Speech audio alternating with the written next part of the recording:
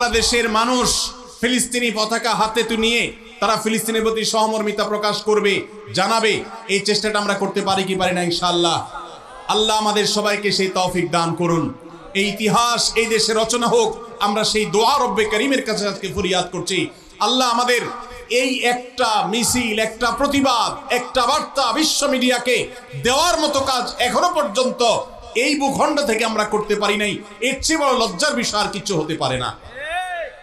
অমুসলিম দেশগুলো, জাপানের মতো দেশে হাজার হাজার মানুষের বিশাল বড় গণজমায়েত হয়, সেখানে এই অভিশপ্তদের এমবাসি ঘেরাও করার মতো ঘটনা ওই সব দেশে ঘটে।